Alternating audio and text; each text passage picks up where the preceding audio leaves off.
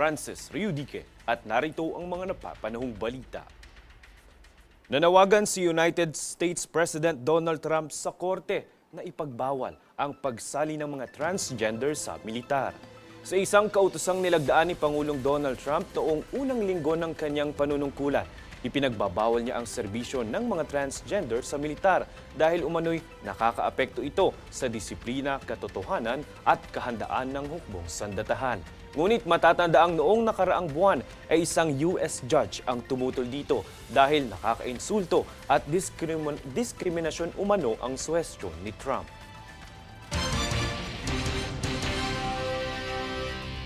Samantala, fully operational na po ang pinakamalaking public-private partnership hospital sa Pilipinas at ito ang Makati Life Medical Center. Tunghayan ang ulat ni Princess Castro. Pinasinayaan na nitong Huwebes ang Makati Life Medical Center, isang public-private partnership hospital dito sa lungsod. Ang ribbon-cutting ceremony at blessing sa grand opening ng ospital ay pinangunahan ni Makati City Mayor Abigail Binay kasama ang asawa nitong si Makati 2nd District Representative Luis Campos Jr., mga doktor at stakeholders. Matapos nito ay nagsaboy sila ng mga barya kasabay ng pagbendisyon ng pari sa mga bagong bukas na pasilidad. Sa maikling programa, ibinahagi ni Mayor Binay ang mga hamon na kinaharap ng ospital sa mga naglipas na taon. Simula nang ito ay simulang itayo noong 2012. So on my first term, 2016, I was placed in a predicament because the people of Makati would always say, kailan nyo ba bubuksan ang ospital na yan?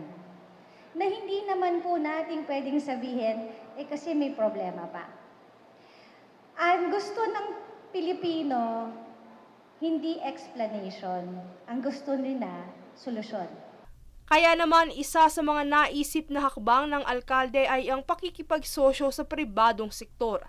Ayon sa presidente ng ospital na si Dr. Dennis Santa Ana, napansin ko to nung 2019, nakita ko ang building na parang ang nabubulok na.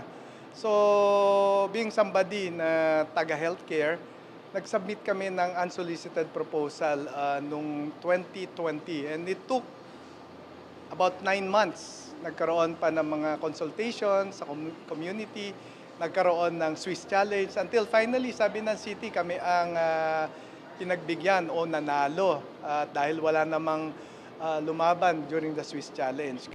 Kaya naman lubos na lamang ang kagalakan ng mga stakeholders sa milestone na ito ng ospital dahil sa ilang taong pagsubok na hinarap nito.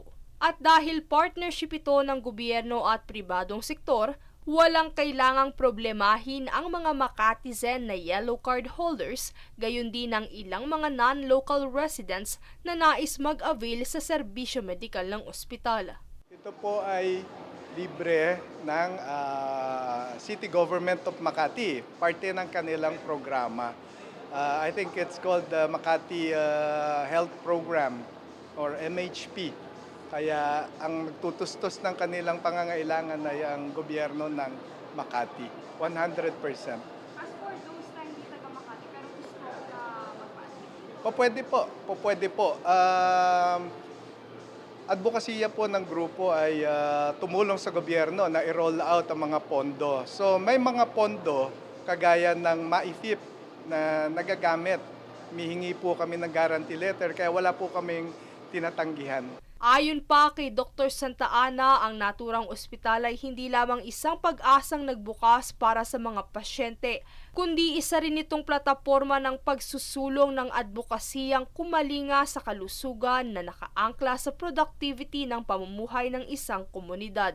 Just recently, because dun sa aming idea na i-integrate ang ospital sa primary care at iba pang serbisyo sa healthcare, aligned dyan sa Universal Healthcare, napansin ng Healthcare Asia at binigyan uli kami ng award.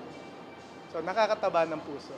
Mula sa dating limitadong serbisyo na para lamang sa outpatient, tumatanggap na ngayon ang ospital ng mga inpatient services. Princess Castro nag-uulat para sa Golden Nation Network.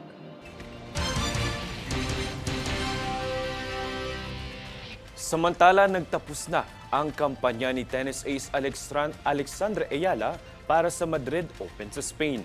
Ito ay matapos bigong madaig si world number 2 Iga Swiatek sa kanilang naging rematch campaign sa round of 64 ng kompetisyon sa scores na 4-6, 6-4 at 6-2. Neck-to-neck ang naging labanan ng dalawang prominenteng tenista kung saan nagawa nilang magtay sa 40-all score bago tuluyang lumamang ang quadruple French Open champ sa clay court. Bagamat kinapos sa podium, susunod para kay Ayala ang kanyang French Open main draw debut sa Madrid. Kami ang boses ng pagbabago. Ako si Francis Riudique at ito ang News Force. Sa ulo ng mga balita. Sospek na sangkot sa pagsunog sa simbahan at ilang kabahayan sa Iligan City na aresto na. Asawa ng mga OFW, may solo parent privileges na.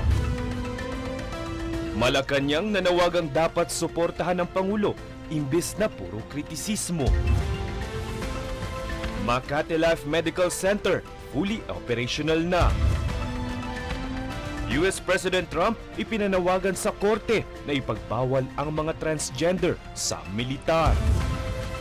At tennis ace Alex Ayala, nagtapos na ang kampanya sa Madrid Open. Pinoy Pride bigong madaig si Iga Swiatek. Patas at pantay na balita, komprehensibong ulat para sa pulso ng masa. Ito ang News Force.